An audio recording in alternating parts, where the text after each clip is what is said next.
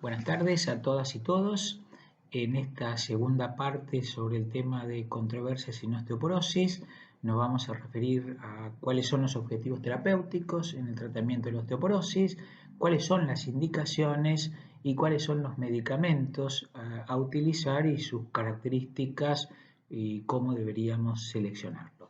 Como dijimos en la primera parte, este es un tema de muchas controversias, desde cuándo indicar tratamiento, hasta qué tratamiento indicar, hasta cómo utilizar esos tratamientos, a cuánto tiempo debemos utilizar esos tratamientos y también, como señalamos, estas controversias o estas discusiones no son solamente situaciones vinculadas con información médica, sino que hay en este caso un enorme peso de la industria farmacéutica y todas estrategias de marketing que tratan de establecer la mayor cantidad de tratamientos posibles y, como vamos a ver, en gran parte de los casos los fundamentos para esos tratamientos son extremadamente débiles y en gran parte de ellos la relación beneficio-riesgo y beneficio-riesgo-costo resultan realmente inadecuadas. Así que vamos a tratar de evaluar estos elementos y plantear algunas pautas y algunos análisis que sirven para la toma de decisiones. ¿Qué objetivos terapéuticos debemos considerar en un paciente para el tratamiento de la osteoporosis? El objetivo general es prevenir la osteoporosis, reducir el riesgo de fracturas como el elemento clave. Como dijimos, el problema de salud de osteoporosis es una situación que lleva a incrementar el riesgo de fractura, por lo tanto, reducir ese riesgo pasa a ser el elemento fundamental. Y cuando hablamos de reducir el riesgo de fracturas, tenemos que ser muy claros a qué fracturas nos estamos refiriendo. Una fractura vertebral asintomática representa un problema clínico menor. Una fractura de cadera es una catástrofe médica, de manera que no podemos comparar una fractura con otra y los efectos que un medicamento tiene sobre un grupo de fracturas no son sinónimos de que los tenga sobre otro grupo de fracturas. Si se quiere, ya mismo uno podría plantear que aquellos medicamentos que no hayan demostrado prevenir el riesgo de fractura de cadera definitivamente deberíamos apartarlos bastante de la lista de medicamentos porque nuestra principal preocupación cuando decimos reducir el riesgo de fracturas son aquellas fracturas más críticas, donde la de cadera aparece como la más significativa. Objetivos operativos para lograr estos objetivos generales es mejorar la masa ósea con estrategias que hayan probado reducir el riesgo de fracturas. Además de mejorar la masa ósea, debemos modificar factores de riesgo de caídas, ya que si el paciente tiene caídas frecuentes, por ejemplo, por el uso de medicamentos, ansiolíticos, hipnóticos, para decir solo algunos, ese paciente va a tener un enorme aumento del riesgo de fracturas y modificando eso tal vez tengamos más impacto que mejorando la masa ósea. Y obviamente tratar las causas que producen osteoporosis secundaria. Si el paciente tiene una sobrereposición de hormona tiroidea, el control de esa sobrereposición tendrá un impacto positivo en la reducción del riesgo de fracturas. En suma, mejorar la masa ósea es una condición necesaria, pero no suficiente para prevenir el riesgo de fracturas y hay que pensar en otras condiciones como evitar que se caiga y tratar las causas secundarias de osteoporosis. ¿En qué pacientes iniciar tratamiento? Hay que dar tratamiento farmacológico, me refiero. Bueno, acá vemos tres de las sociedades norteamericanas más reconocidas: Fundación Nacional de Osteoporosis de Estados Unidos, Sociedad Norteamericana de Menopausia, Asociación Americana de Endocrinólogos. Acá yo pongo en verde como para señalar las situaciones de menos riesgo, es decir, un paciente que no tiene factores de riesgo. En realidad, fíjense que hay distintas condiciones, pero básicamente el número podría ser 2,5, es decir, el diagnóstico de osteoporosis. Es decir, en un paciente que tiene una densidad mineral ósea de menos de 2,5, podríamos empezar a considerar el tratamiento farmacológico. Si el paciente tiene múltiples factores de riesgo, esta paciente podría considerarse dentro del rango de osteopenia. Y si la paciente ya tiene una fractura de vértebra o de cadera, esta paciente debería recibir un tratamiento mucho antes. Es decir, en términos generales, pacientes con una masa ósea que signifique osteoporosis, pacientes con una masa ósea que signifique osteopenia, pero con factores de riesgo, o pacientes en prevención secundaria porque ya tuvieron una fractura, serían pacientes asequibles. Aquí vemos las guías del SIN que básicamente señalan lo mismo. Fíjense, si el paciente tiene un T-score menor de 2,5, ahí se podría iniciar el tratamiento oncológico. Estas guías son muy interesantes, son las guías del País Vasco, donde hablan que en pacientes en prevención secundaria, si ya tuvieron una fractura, todos los casos con antecedentes de fractura por fragilidad deberían tratarse. Y si el paciente no tuvo ninguna fractura, habría que tratar a aquellos que tienen osteopenia por densitometría, mayores de 70 años, mayores de 65, con algunos con factores de riesgo, o menores de 65 con muchos factores de riesgo. Y en pacientes que tienen osteopenia habría que tratarlo cuando hay múltiples factores o, por ejemplo, con el uso de glucocorticoides. Es decir, que básicamente, si bien hay controversias, podemos que debería tratarse a todos los pacientes que tienen antecedentes de fractura vertebral o de cadera. Los pacientes que tengan fractura en otro sitio con un T-score de menos de 2,5, si una fractura de antebrazo que tenga una osteoporosis en columna y cadera, o un T-score de menos de 2,5, es decir, con osteoporosis en pacientes que tienen factores de riesgo. Dicho en otras palabras, si tiene factores de riesgo, hay que tratarlo. Si tiene menos de 2,5 con factores de riesgo, hay que tratarlo. Si tiene antecedentes de fractura de vértebra de cadera, hay que tratarlo. Si tiene fractura en otro sitio con densitometría menor de 2,5, la del T-score, hay que tratarlo. O en el caso de osteopenia, cuando hay causas secundarias con riesgo muy alto de fracturas, como por ejemplo pacientes con corticoides o pacientes que necesitan estar inmovilizados por alguna cuestión neurológica, por algún traumatismo, por alguna condición que le exige una inmovilización. Estas serían conclusiones transitorias de acuerdo a los datos que tenemos que hacen que el tratamiento sea razonable. Repito, antecedentes de fracturas, un T-score de 2,5 en pacientes con factores de riesgo o pacientes con osteopenia que tengan causas secundarias, particularmente el uso de glucocorticoides. Esas serían las indicaciones para iniciar tratamiento farmacológico. ¿Por qué mecanismo actúan los tratamientos? ¿Por qué aumentan? En realidad, los fármacos que hoy tenemos son fármacos antirresortivos, con alguna excepción que vamos a comentar, que además de ser antirresortivos favorecen el aumento de masa ósea. Generalmente todos los fármacos que tenemos, salvo excepción, son agentes antirresortivos. Estos bajan la velocidad de remodelación, pero no producen un aumento sustancial de la densidad. Simplemente al bajar la remodelación, en el balance aumenta algo la densitometría.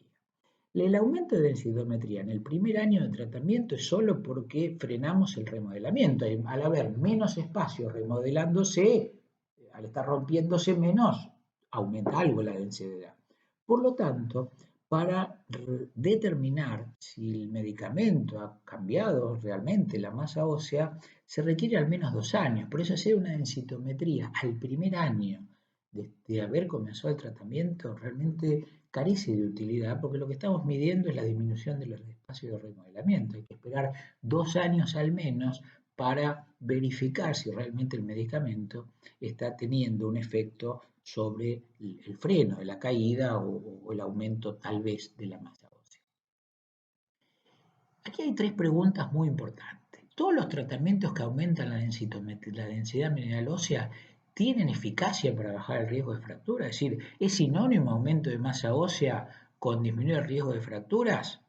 Segundo, ¿es lo mismo fractura vertebral que no vertebral cuando hablamos de no vertebral incluyendo cadera? Tercero, ¿es lo mismo una fractura vertebral clínica que morfométrica? Bueno, a todas estas preguntas la respuesta, como ustedes pueden imaginarse, es no. No todos los tratamientos que aumentan la densidad mineral ósea mejoran el riesgo de fractura. Incluso no todos los tratamientos que bajan una fractura bajan fracturas igual vertebrales que de cadera. Y como dijimos, el impacto de la fractura de cadera es categórico, el de la vertebral es menor. Las fracturas morfométricas, realmente medir que un medicamento bajó fracturas morfométricas no tiene el mismo peso que si ha disminuido fracturas clínicas en la columna. Por lo tanto, tenemos que analizar puntualmente cada grupo para ver qué son las evidencias. Esta es una revisión sistemática que tiene muchos años, pero que sigue siendo el eje conceptual para hablar del tratamiento. Una revisión sistemática, 76 ensayos randomizados, 24 metaanálisis, confirman la prevención en la eficacia de múltiples agentes comparados con placebo.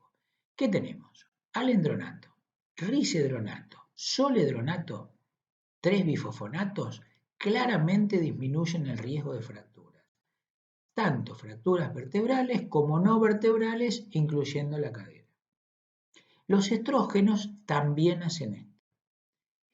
Obviamente, cuando se hizo este estudio no estaba el denosumab, el agente que es un anticuerpo monoclonal contra el RAS ligando, también lo podríamos poner acá porque es otro de los agentes que disminuye el riesgo de fracturas vertebrales y no vertebrales, incluyendo cadera.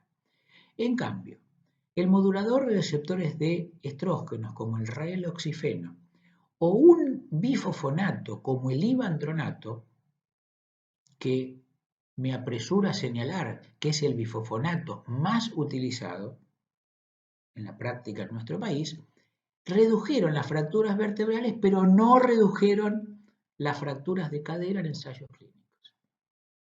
En este mismo grupo, aunque no forma parte de este metaanálisis, pondríamos el renelato de estroncio. Por lo tanto, alendronato, risedronato, soledronato y estrógenos forman parte del equipo que baja las fracturas de cadera y las vertebrales. Raloxifeno, denosumab también. Raloxifeno, ivandronato y renelato de estroncio, solamente fracturas vertebrales. De manera que acá ya ustedes se pueden imaginar que tenemos una clara separación entre los medicamentos que deberíamos seleccionar y los que deberíamos correr por no haber demostrado bajar las fracturas de cadera. Ahora yo dije, baja las fracturas. Ahora la pregunta es, ¿cuál es el impacto? ¿Las baja mucho? ¿Poquito? ¿Cuánto baja la? Ustedes ven en este gráfico el riesgo relativo de disminución de fracturas, en este caso vertebrales. Esto cuando hay algo que sale en los medios, o cuando van a ver ustedes o reciben un visitador, o van a algún stand de un congreso, o tal vez en una presentación. En un congreso van a ver estos datos, que realmente son llamativos. El riesgo relativo del alendronato, 10 miligramos por día, es del 44 a 48, disminuye entre un 44 y un 48% el riesgo relativo de fractura vertebral. El risedronato 41, el ivandronato 50, el soledronato 70, el reloxifeno 50-70, estrógenos 40-50, tibolona 45, calcitonina 33, calcio y vitamina D 12 a 24, teriparatide 65, renelato de estroncio 41 a 49. Cuando uno mira esto, le da la sensación, yo miro acá, usemos cualquiera, usemos que da 50, usemos ivandronato y uno dice 50% y tiene la sensación que la mitad de las mujeres que toman ivandronato no se fracturan. Bueno, como ustedes saben, porque lo analizamos en lo que es riesgo relativo y riesgo absoluto, no es lo mismo. Cuando yo analizo el riesgo absoluto, este 50% de riesgo relativo en realidad significa el 4,7%. Es decir, de las mujeres que completaron el estudio, disminuyó 4 mujeres, 7, pongan 5, solo 5 de cada 100 evitaron una fractura. No es lo mismo 50% que 5%. Entonces, por favor, tengamos en cuenta cuál es el verdadero riesgo absoluto que disminuye. El riesgo absoluto es pequeño. Fíjense, del 1 al 7, 5 para el risidronato, 4,7 para el ivandronato, 7,6 para el zoledrónico y básicamente todos son más o menos parecidos. El teriparatide un poco más, 9%, es decir, que el riesgo absoluto baja en forma muy pequeña, alrededor del 5% en todo el estudio bajo el medicamento. No es lo mismo conceptualmente un 5 que un 50. 50 es el riesgo relativo, 5 es el riesgo absoluto. Cuando miramos las fracturas de cadera, que son las que nos interesan, los números son menos manifiestos. Fíjense que el ivandronato, como ven, no sirve, no ha servido para fractura de cadera, pero cuando miramos el riesgo absoluto de alendronato, risidronato y zoledronato, estamos entre un 1 y un 6%, un 3%, es decir, realmente el porcentaje del riesgo absoluto es más pequeño todavía. Vemos como raloxifeno no, bueno, tibolona no, y calcio y vitamina D más o menos parecido, el ranelato de estroncio no sirvió para cadera, el teriparatide 3%. Dicho en otras palabras, entre un 3 y un 5% de las personas que van a recibir un tratamiento van a disminuir el riesgo de fractura. Tengo que tratar 100 personas para evitar que entre 3 y 5 se fracturen. Este es un metaanálisis hecho por la base Cochrane, donde vio lo que acabamos de mencionar, los efectos sobre el riesgo absoluto son modestos. Mayores, obviamente, en prevención secundaria, donde los tratamientos son menos discutibles. Por ejemplo, cuando hablan de prevención secundaria, ellos vieron que tengo que tratar 16 pacientes para prevenir una fractura. Pero cuando hablamos de fracturas no vertebrales, incluyendo la cadera, encontraron que debía tratar casi 100 pacientes para prevenir una fractura. Y lo que encuentran en prevención primaria, este metaanálisis es todavía más complicado, ya que se necesitan tratar 50 pacientes para prevenir una fractura y ellos no encontraron en su metaanálisis que en prevención primaria los bifosfonatos mostraran disminución del riesgo de fracturas no vertebrales, incluyendo la cadera. Y esto nos preocupa. La eficacia de los bifosfonatos fue igual en mujeres que en varones, fueron muy útiles en la osteoporosis por esteroides y definitivamente no hay evidencias en prevención de fracturas en pacientes con osteopenia. De manera que prevención secundaria, estamos seguros, prevención primaria nos preocupa porque metaanálisis en prevención primaria en cadera no encontró resultados del mejor grupo que son los bifosfonatos. Este es otro metaanálisis que hace el grupo de iniciativa terapéutica, donde ellos evalúan, fíjense, 33 ensayos clínicos, 25.000 mujeres, vieron la mortalidad total, porque bueno, si los que tienen osteoporosis se fracturan, tienen evoluciones graves, deberían morirse más. Sin embargo, no se murieron más. Deberían tener efectos adversos severos, esto es cualquier evento adverso que tenga el paciente. Eventos adversos son una complicación grave, sin embargo, los que se trataron con bifosfonatos tampoco tuvieron menos eventos adversos severos.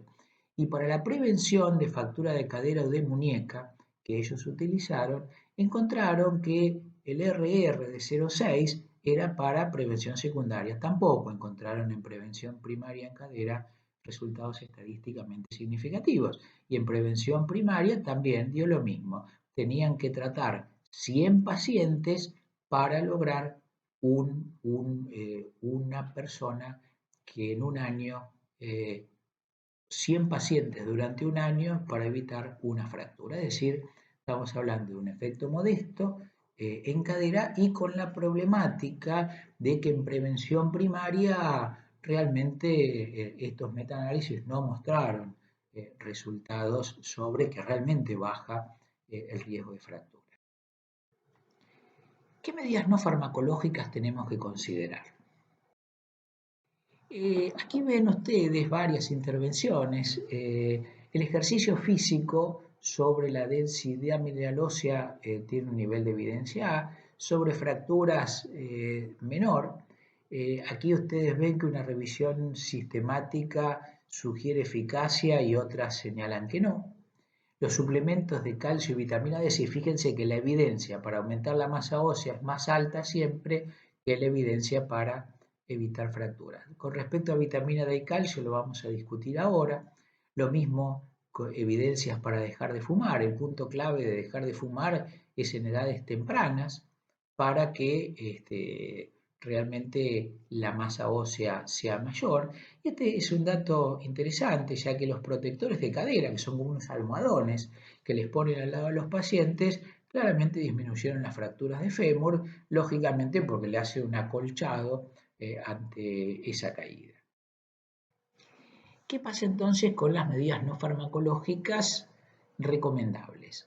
Adecuada ingesta de calcio en la dieta, entre 1 gramo y 1,5 gramos por día de calcio. En la adolescencia 1300, después de los 50 años entre 1200 y 1500. La práctica regular de ejercicio de impacto y de resistencia es importante y acá esto hay que analizarlo bien. Si bien es cierto que es discutible y probablemente por los datos que hay no haya un gran impacto sobre la masa ósea, es muy importante el ejercicio porque va a hacer que esté mejor acondicionado el músculo. Es menos probable si ese músculo está acondicionado que el paciente se caiga y esto también sería de gran utilidad. Por lo tanto, el ejercicio, más allá del mecanismo íntimo, es claramente recomendable para mejorar la capacidad muscular y con esto prevenir las caídas. La exposición a la luz solar es sumamente importante, evitar tóxicos como el tabaco y el alcohol. Otro elemento importantísimo de medida no farmacológica es adecuar el entorno. Es probable que el paciente que se levanta a la noche para ir al baño, sobre todo si es una persona mayor, tenga alguna luz, tan simple como eso, para identificar y evitar tropezar, evitar alfombras, evitar patines que pueden ser un elemento de deslizamiento, tratar de acondicionar el ambiente que vive, que no haya escalones, que no haya situaciones que predispongan a las caídas, corregir trastornos visuales, que eso también es muy significativo, evitar el consumo de fármacos sedantes, que está categóricamente demostrado que aumentan el riesgo de caída, es decir, estas medidas probablemente en número y en condiciones de riesgo absoluto seguramente tienen un impacto igual o mayor. Obviamente no esperen tener ensayos clínicos de esto porque no creo que no haya ninguna empresa farmacéutica destinada a demostrar que las medidas no farmacológicas tienen un impacto igual y hasta mejor que las medidas farmacológicas que ellos producen y comercializan. Este es un estudio que la práctica regular de ejercicio, es un estudio en 61.000 mujeres posmenopáusicas que caminaban al menos 4 horas o más por semana, bajaron el riesgo de fractura de cadera versus las que caminaban menos. Y esto, insisto, aparece hasta muy razonable desde el punto de vista conceptual por la mejor masa muscular, la mejor dinámica muscular, no necesariamente por el aumento de la masa ósea. Con respecto a la ingesta de calcio, uno debería conocer cuáles son los alimentos que aportan más calcio, donde los lácteos, sin ninguna duda, son el elemento paradigmático. La leche tiene 110 gramos cada 100 mililitros, entonces uno acá piensa, bueno, entonces para tomar 1200 tendría que tomar 1 litro de leche. En un adulto con algún déficit de lactasa, 1 litro de leche es una medida poco probable y de alta cantidad de efectos adversos. Por lo tanto, en esa cantidad no podemos confiar en esto. El yogur tiene 130 gramos. Hay yogures especiales reforzados en calcio.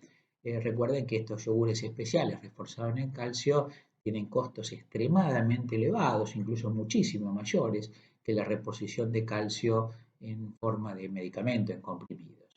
Los quesos crema, la ricota, el queso tipo por salud tiene 600 gramos cada 100 gramos, tiene una buena cantidad, pero lo que pasa es que comerse casi 1/4 kilo de queso es una cantidad demasiado importante por día, de manera que habría que combinar lácteos, pero con esto solo es difícil encontrar una cantidad de calcio suficiente. Y fíjense que las verduras aportan nada, miligramos mínimos, de manera que son los lácteos los principales elementos en aportar calcio, pero difícilmente en una dieta habitual tengamos el suficiente calcio.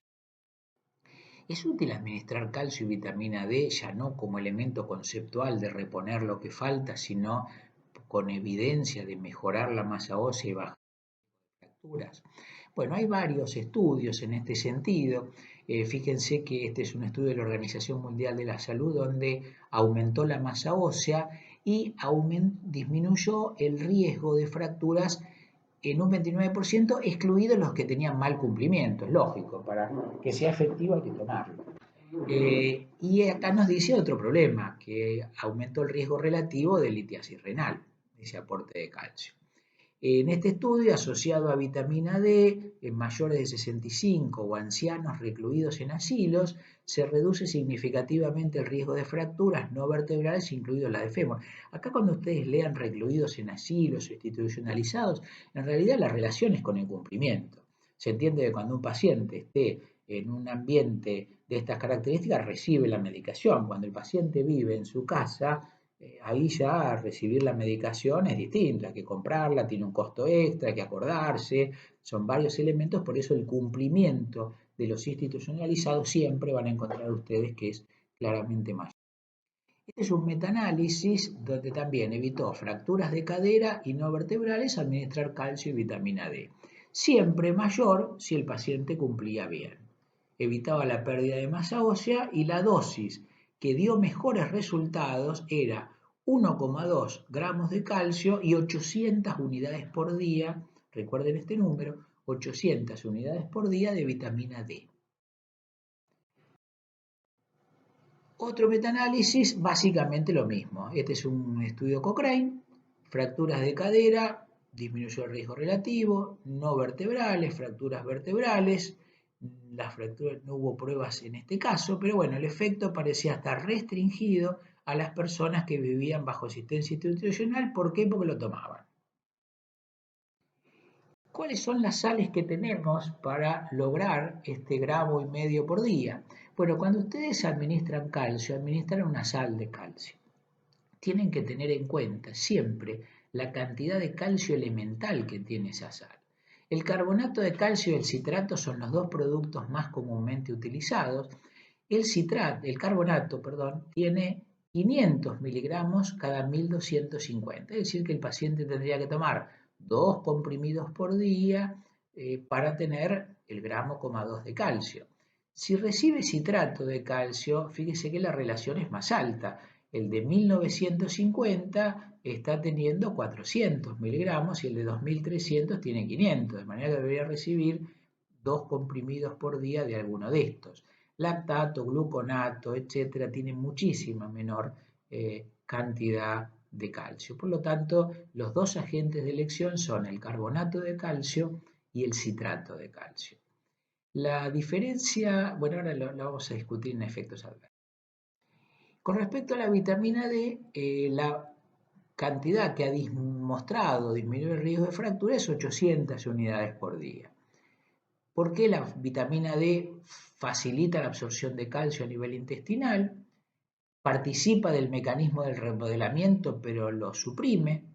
Mejora la densitometría en aquellos con déficit de vitamina D. Y los pacientes que tienen un síndrome de mala absorción o tratados con anticonvulsivante requieren dosis superiores, claramente.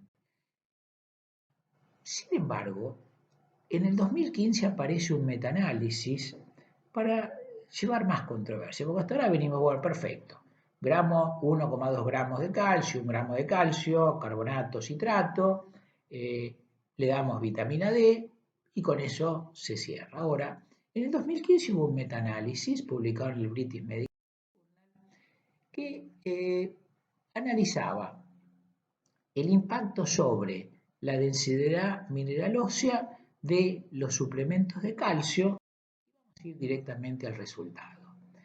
Ellos decían, bueno, ¿qué dice este resultado? Veamos un poco antes. ¿Qué es lo que se sabe sobre el tópico? Lo que acabamos de decir. Las personas mayores se les recomienda que ingieran entre 1000 y 1200 miligramos de calcio para tratar de prevenir la osteoporosis. Muchas personas toman suplementos del calcio para alcanzar esta recomendación. Hubo recientes problemas y preocupaciones en relación a la seguridad de estos suplementos. Eh, y bueno, lo que ellos encuentran en este metaanálisis es que incrementar la ingesta de calcio por la dieta o por suplemento tienen un efecto pequeño y no progresivo en la densidad mineral ósea. Y que estos efectos son poco probable que se trasladen a una clara disminución del riesgo de fractura, es decir, pequeño y no progresivo aumento en la densidad mineral ósea. Esta misma gente estudia no solamente ahora la densitometría, sino el riesgo de fracturas. ¿Y qué conclusiones sacan? Que el calcio de la dieta no se asocia con el riesgo de fractura. Y no hay evidencia disponible que incrementar la ingesta de calcio prevenga fracturas. Segundo, los suplementos de calcio tienen un pequeño e inconsistente beneficio en la prevención de fracturas. Incrementar la ingesta de calcio a través de suplementos o de la dieta no debería ser recomendado para la prevención de fracturas. Esto es, en el 2015 se produce una gran controversia, ya que este metaanálisis no encuentra ni que aumente mucho la densidad y que no aumenta, no disminuye el riesgo de fracturas. A esto se suma en el 2018 un nombre espantoso, la Fuerza de Tareas de los Servicios de Prevención de Estados Unidos, que hace una revisión sistemática de 11 ensayos clínicos de calcio, vitamina D, Wambo versus placebo y dice que en 50.000 adultos no institucionalizados, mayores de 50 años, la vitamina D disminuyó la incidencia de fracturas totales, pero no bajó la fractura de cadera. Y que el calcio con vitamina D fue no significativo en la incidencia de fracturas totales y de cadera. Por lo tanto, ellos no recomiendan la suplementación de calcio y vitamina D en prevención primaria de fracturas en mujeres posmenopáusicas. De manera que tenemos un segundo aporte a esta controversia del calcio y la. Con respecto a la seguridad, el calcio puede dar dolor epigástrico, flatulencias, constipación, sequedad de boca, hipercalciuria, hipercalcemia y litiasis renal. Como ustedes saben, el citrato de calcio, el citrato es un agente que evita los cálculos renales. Por lo tanto, si el paciente requiere calcio y tiene antecedentes de litiasis renal, el citrato de calcio sería el agente de elección y no el carbonato. Habitualmente el carbonato es más económico, es más simple para utilizar y es el agente de elección. Si tiene algún antecedente de litiasis renal y uno decide utilizar calcio, debería utilizar citrato. Incluso a veces ante una intolerancia digestiva al carbonato se puede probar el citrato. Son los únicos dos agentes para utilizar. Con respecto a la vitamina D se acumula, recuerden esto, no es para, si uno da mucha vitamina D, no se elimina, se acumula y es una fuente potencial de hipercalciuria e hipercalcemia, incluso de la posibilidad de una litiasis renal. Por lo tanto, no es una sustancia inocua, ya que existe en la población la idea que las vitaminas, bueno, si son las vitaminas del grupo B, B larga, se eliminan todas lo que uno tome de más, pero esta vitamina se acumula. De manera que hay que ser prudente y evitar la hipervitaminosis. ¿Cuándo están contraindicados? Bueno, toda condición asociada a hipercalcemia y hipercalciuria, como dijimos, si tenía hipercalciuria o cálculos renales, el citrato puede utilizarse. Recuerden que la vitamina D y el calcio con las tiacidas pueden dar hipercalcemia. Recuerden que los agentes como el salvado disminuyen la absorción del calcio y también recuerden lo que vamos a decir ahora, que el calcio disminuye la absorción de bifosfonatos. tienen que estar separados no menos de 3 horas, si no el bifosfonato no se absorbe. Incluso en algún momento se planteó, y de ahí lo que decía el metaanálisis de algunas controversias en relación o algunas preocupaciones en relación a la seguridad, se planteó que el calcio y la podrían aumentar el riesgo cardiovascular. En este estudio observacional, subrayo observacional, se vio que aumentaba el riesgo de infarto, fíjese, 22% riesgo relativo, un 20% el riesgo de ACV y un 17% el punto combinado. Estudios que el calcio y la vitamina D podrían estar aumentando el riesgo cardiovascular. Otro estudio encontró que esto era, los pacientes, esto era cierto en varones, pero no en mujeres. Y los estudios más modernos, para simplificar, no encontraron ninguna asociación entre el riesgo de ACV o muerte, de manera que las primeras señales de aumento del riesgo cardiovascular en los estudios más amplios y más recientes realmente no pudieron encontrar que hubiera un aumento de este riesgo por el calcio y la vitamina.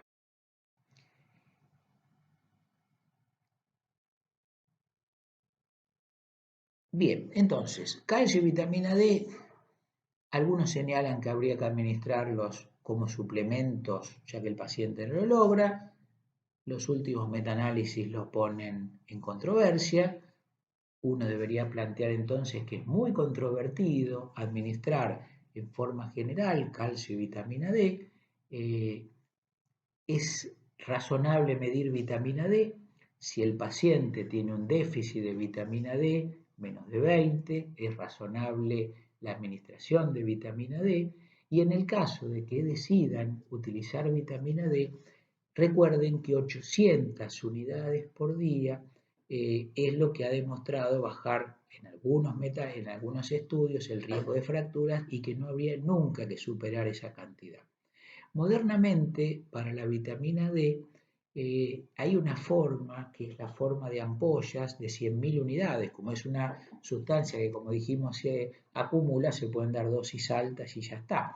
Si ustedes multiplican 800 unidades por 365, les va a dar un número un poquito menor a 300.000. De manera que con 3 ampollas por año, ustedes ya tienen la dosis de 800 unidades por día. Lamentablemente en nuestro medio hay una tendencia sumamente difundida a administrar vitamina D mensual, lo que esto es horroroso, ya que el uso mensual en pacientes que no tienen déficit lo que hace es acumular vitamina D y esto puede aumentar el riesgo de hipercalciemia, de hipercalciuria, incluso se vio que niveles mayores de 50 hasta pueden empeorar la calcificación ósea. Así que por favor, si ustedes en la controversia deciden dar vitamina D y por simplificación deciden dar vitamina D en la forma de 100.000 unidades en ampollas, no den más de 3 ampollas por año. Si el paciente tiene un déficit, estamos hablando de otra cosa y la terapia de reposición, a modo de ejemplo, podría ser una ampolla por mes por 6 meses y basta, pero no universalmente una ampolla por mes en forma permanente porque eso no solo no sirve, sino que lo expone a más riesgos y probablemente a disminución de la mejoría sobre la masa ósea.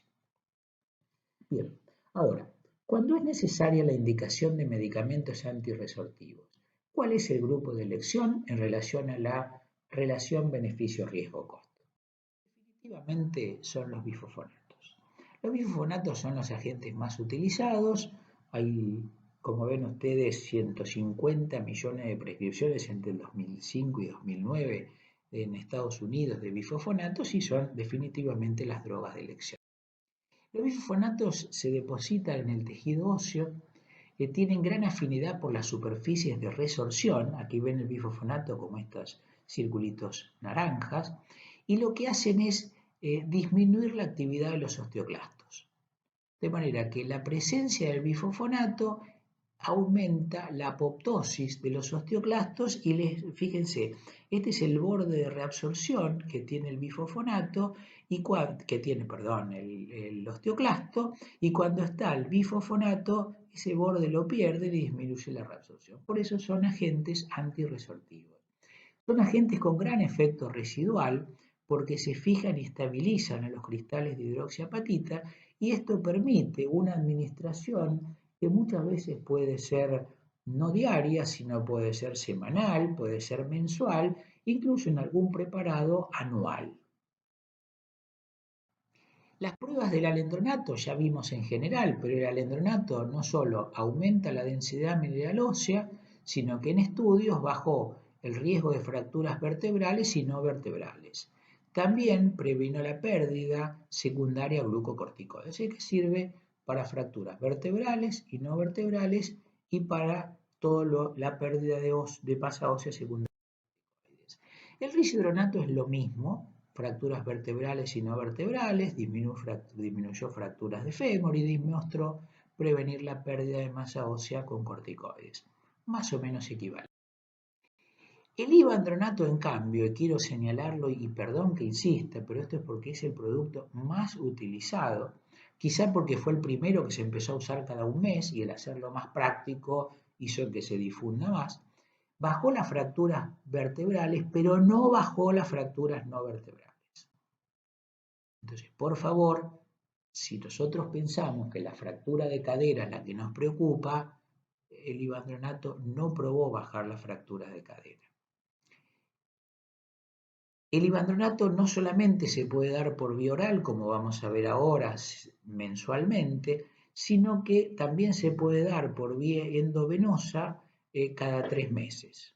Aunque no hay ensayos sobre prevención de fracturas, pero es otra forma de administrarlo que no requiere la vía oral. El zoledrónico o zoledronato, este es un estudio importante en 7.000 mujeres que, fíjense, bajó las fracturas vertebrales morfométricas, bajó las fracturas de cadera, muy importante, y bajó el resto de las fracturas no vertebrales. Se utiliza en una infusión endovenosa una sola vez al año. Aumentó el riesgo, sí, de fibrilaciones auriculares en forma más significativa que otros bifosfonatos.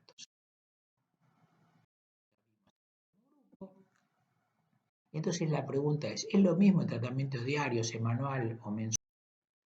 Bien, el alendronato, el estudio clínico se hizo con una vez por día.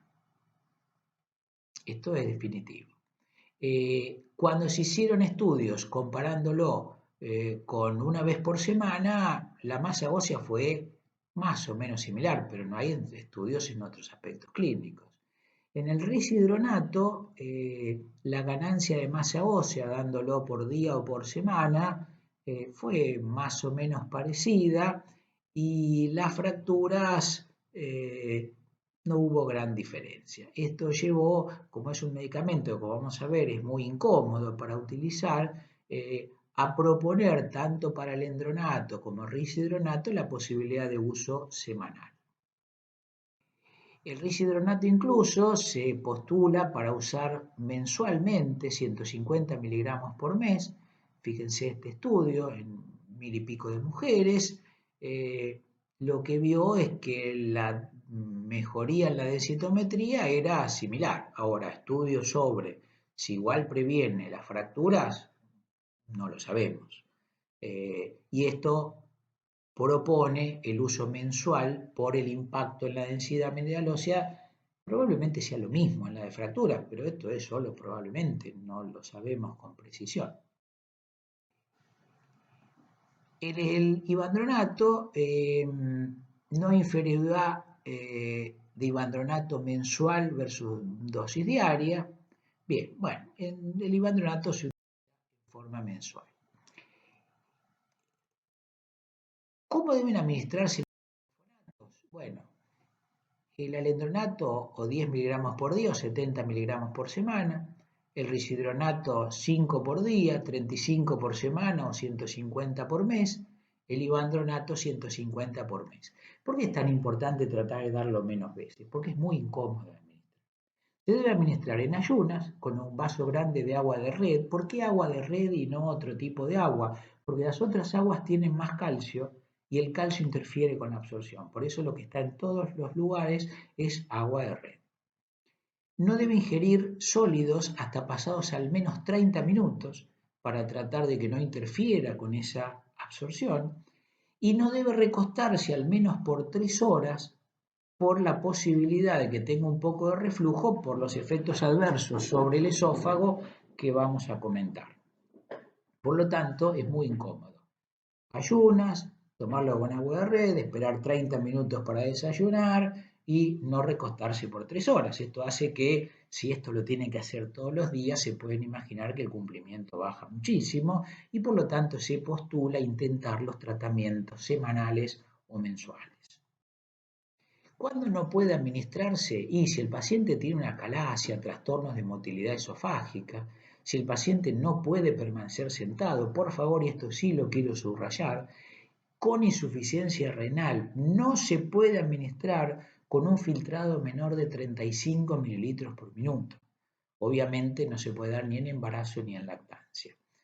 Como vimos, las interacciones principales es cualquier antiácido, sales de calcio, de hierro, que disminuye la absorción. Tienen que estar separados no menos de 30 minutos para asegurar una adecuada absorción. Desde el punto, bueno, ya vimos, se alteran con comida y se elimina inalterado por riñón, por eso subrayo, no se debe dar en insuficiencia renal, ni se debe dar en lesiones del esófago o en esofagitis severa, no deben darse los bifosfonatos por vía oral. Si el paciente tiene una lesión esofágica y no puede estar sentado, habrá que pensar en una alternativa parenteral, como en soledrónico una vez por año, por ejemplo. ¿Cuánto deben durar los tratamientos? Otra controversia. Este es un estudio, los estudios se hacen de, digamos, 3 a 5 años, son los tratamientos básicos, 5 años diríamos el tratamiento con un bifosfonato, y acá este estudio FLEX tomó mujeres tratadas por 5 años y las randomizó o no a seguir 5 años más. Las mujeres que siguieron 5 años más aumentaron la masa ósea entre un 2 y un 3%. Disminuyeron los marcadores de resorción, pero las fracturas no vertebrales, cadera, la que nos importa, la que nos preocupa, no cambiaron. Sí bajaron algo las fracturas vertebrales sintomáticas. Con esto, los autores sugieren que las mujeres de menos riesgos no deberían continuar después de 5 años y que las mujeres con fracturas previas, con muy baja densidad mineral ósea, podrían seguir 5 años. Aquí vemos, este es el estudio que habíamos señalado, hay estudios con risidronato, con soledrónico continuado. Con respecto a la masa ósea, el mantenimiento incrementó en columna lumbar y los pacientes que recibieron placebo, columna lumbar también incrementaron y una leve disminución en cuello de fémur que se mantuvo estable. Y cuando se analiza qué pasa con las fracturas, como vimos el FLEX, las fracturas clínicas fueron iguales, había menos fracturas clínicas, perdón, de cadera, pero iguales morfométricas y no bajaron las fracturas de cadera. El estudio Horizon, menos fracturas morfométricas, pero igual clínicas, esto es inverso al anterior en las fracturas vertebrales. En general, la fractura de cadera mejoró las que tenían una densidad mucho más baja de cadera y cuando se analizan todos los pacientes, las tasas de fracturas con más de 6 años de bifosfonatos o placebo en realidad no cambiaron significativamente. De manera que es controvertido claramente y no hay evidencias firmes para sugerir universalmente que los tratamientos duren más de 5 años. Los guías internacionales señalan, por ejemplo, las guías de SIN, las inglesas, que el alendronato solamente hasta 10 años en paciente con alto riesgo de fracturas. El risidronato hasta 7 años y el soledrónico por 3 años. Entonces, ¿qué podemos considerar? La duración promedio 5 años. Considerar prolongar hasta 10 años cuando hay fracturas previas. Y acá podemos discutir el beneficio-riesgo. El impacto demostrado sobre fracturas clínicas de columna en algún estudio, sobre fracturas morfométricas en otro, no claro en fracturas de cadera, por ahí un subgrupo que tiene más baja la densidad mineral ósea podría mejorarla, pero todo es controvertido. Relación beneficio-riesgo, discutirlo con el paciente y tomar una decisión. Y otra de las cuestiones modernamente consideradas son considerar vacaciones de bifosfonatos por 2 o 3 años después de los 5 años de tratamiento, con mediciones de densidad mineral ósea y eventualmente marcadores y observar, pero tratar de no seguir en forma general y común más de 5 años. Algún subgrupo podrá requerir 10 años. Problemas de seguridad en los bifosfonatos. Esofagitis, perforación, por eso el paciente no tiene que recostarse, cáncer de esófago, dispepsia, dolor abdominal, constipación, hemorroides, hipocalcemia, y acá sí, esto es un dato muy importante. Como dijimos que es controvertido usar calcio y vitamina D, si el paciente está recibiendo bifosfonatos o denosumab, como vamos a ver en un rato, debe recibir calcio y vitamina D. La hipocalcemia es una posibilidad de los bifosfonatos. Muy raramente leucopenia y trombocitopenia. La fibrilación auricular debería considerarse particularmente con los usos endovenosos, aunque la forma oral también sea descripta, y también con esa infusión endovenosa rápida se han descrito algunas alteraciones adicionales. Otra de las cuestiones a largo plazo del uso de bifosfonatos por el gran efecto antirresortivo es la osteonecrosis de mandíbula, como ustedes pueden observar, y esto determina que el paciente antes del tratamiento debe hacer una evaluación odontológica, ya que los pacientes con lesiones y alteraciones odontológicas tienen más, o con focos sépticos en la boca, tienen más riesgo de osteonecrosis de mandíbula. El otro problema del tratamiento a largo plazo con los bifosfonatos son las fracturas atípicas, es decir, los bifosfonatos pueden favorecer fracturas atípicas a largo plazo. ¿Qué significa atípicas? Y fracturas subtrocanterianas, fracturas bajas, diafisarias de fémur, subtrocanterianas, como ahora vamos a ver alguna imagen. El análisis de 7 ensayos del FDA encontró una fuerte asociación y el riesgo de fracturas cuando hacían los tratamientos a largo plazo. Fíjense, de 12.700 fracturas de fémur, 59 fueron atípicas y hubo una correlación con el uso de bifosfonatos. El número necesario para dañar es que cada 2.000 pacientes tratados con bifosfonatos por un año pueda aparecer una fractura.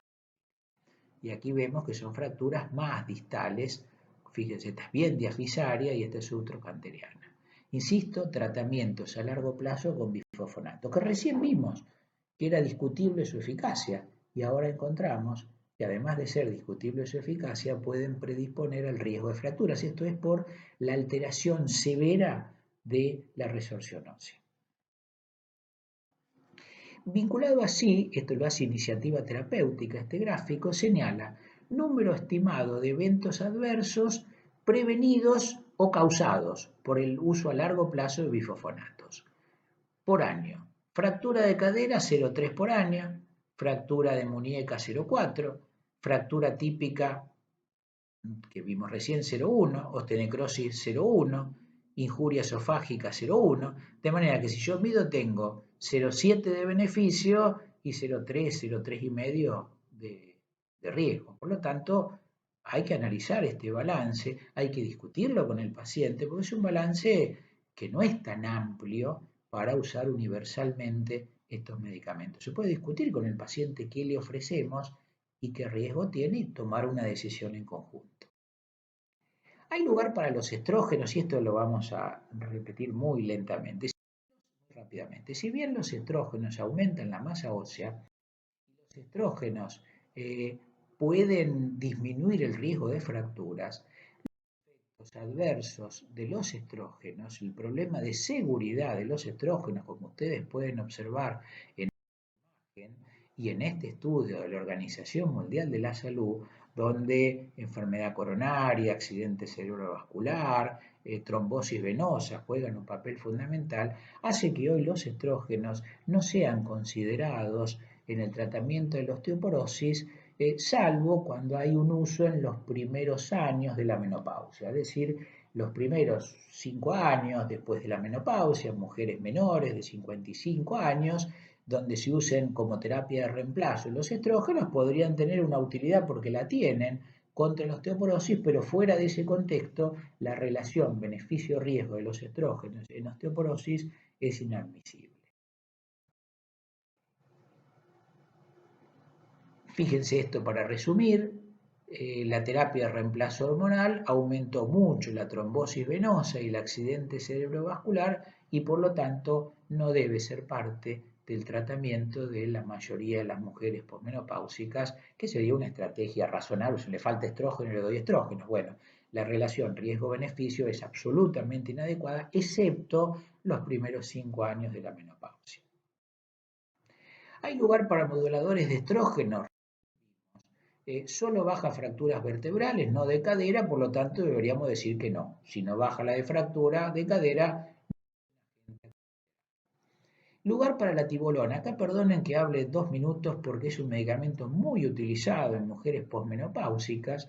La tibolona es un esteroide sintético que tiene metabolitos con actividad de estrógeno, de andrógenos y progesterona. Frecuentemente se administra con la idea, no le voy a dar estrógenos. Y no le va a dar estrógenos, pero le dan un efecto estrogénico, androgénico y progestágeno. ¿Aumenta la masa ósea? Sí, aumenta la masa ósea levemente, pero la aumenta. Este estudio LEAF mostró que bajaba el riesgo de fracturas vertebrales. Fíjense que disminuía claramente este riesgo. También bajaba algo las fracturas no vertebrales. Pero ¿qué pasó? El estudio se suspendió porque se duplicó el riesgo de accidentes cerebrovasculares. Por lo tanto, realmente la tibolona, al duplicar el riesgo de efectos de accidente cerebrovascular que exigió suspender el estudio, realmente hace poco interesante la indicación de este agente, no solo para osteoporosis, sino para cualquier otro. El renilato de estroncio también lo vamos a mencionar muy que por arriba, porque el ranilato de estroncio tiene la ventaja de que no solo disminuye la resorción, sino que podría estimular la formación, pero nuevamente, si bien aumentó la masa ósea, no redujo el riesgo de fracturas no vertebrales, esto es cadera. Entonces, en este estudio, el estudio TOPOS, tampoco redujo en forma significativa la cadera, de manera que si no baja la fractura de cadera, no es un agente que nos al lado de esto aparecen efectos adversos, como por ejemplo diarrea, pero lo que más preocupa es el aumento del riesgo de trombosis venosa y recientemente el aumento de infarto agudo de miocardio. De manera que más allá de la diarrea, produce aumento de trombosis venosa, aumento de infarto y no mejora la fractura de cadera, con lo cual realmente el renilato de estroncio no deberíamos considerarlo en forma significativa. Es un agente que se da por vida. Y ahora sí, dijimos, primera elección, bifosfonatos, y el anticuerpo monoclonal que vamos a discutir sería el agente de segunda elección. El monoclonal se llama denosumab, está dirigido contra el RANKL, es decir, el agente, el ligando del receptor del activador nuclear kappa B, es un factor de transcripción, para decirlo simple. Mostró en los primeros estudios que aumentaba la masa y en el estudio más grande de 7.868 mujeres mejoró la masa ósea dado por vía subcutánea una vez cada 6 meses durante 1 año y medio. ¿Y qué logró? Bajar las fracturas vertebrales, bajar la fractura de cadera y bajar las fracturas no vertebrales. Fíjense que el riesgo absoluto resulta bastante bajo, 0,5 para la fractura de cadera. Para la vertebral 4,9 y con riesgos relativos elevados. Y un dato interesante, cuando hacen el ensayo clínico, ellos excluyeron cualquier elemento que modificara el metabolismo hacia aquellos que habían venido tomando bifosfonato, es decir, que se venían tomando, ellos no lo usaron. Si nosotros lo usamos inmediatamente después del bifosfonato, esto no ha sido evaluado, si hay algún inconveniente, porque el estudio los excluyó. Efectos adversos, hipertensión arterial, hipocalcemia. Recuerden, por favor, si van a usar o bifosfonatos o denosumab, acá sí tienen que asegurar calcio y vitamina D. Infecciones, neoplasias, como es un agente muy fuerte en su capacidad antirresortiva, fracturas atípicas y osteonecrosis de mandíbula, igual que los bifosfonatos. Indicaciones. Bueno, deberían pensar el denosumab en un paciente que tiene intolerancia o contraindicación, por ejemplo, por insuficiencia renal para los bifosfonatos. Se da 60 miligramos subcutáneo cada 6 meses en un tratamiento que el ensayo clínico fueron 36 meses, se recomienda no más de 3 años. Tiene un costo que la ampolla sale hoy 30.000 pesos, hoy a mayo del 2021. El costo mensual es 5.000 pesos, que duplica un poquito más que el tratamiento de los bifosfonatos. Como dijimos, junto con los bifosfonatos producía mandíbula, y quizá el problema principal es el aumento severo de la reabsorción ósea al suspenderlo. Es decir, no solamente produce una disminución franca de los osteoclastos, sino que ese freno parece como que los pone a todos en línea, frenados, sostenidos, como que les hace una barrera, pero el día que él se fue, salen todos los osteoclastos juntos, que se han sincronizado a reabsorber hueso. Y el problema principal que hoy existe con el uso del denosumab es el significativo aumento de la resorción ósea cuando el medicamento es suspendido. Por lo tanto, cuando este medicamento es suspendido después de los 3 años, deben hacerse algo para evitarlo, por ejemplo, usar bifosfonatos.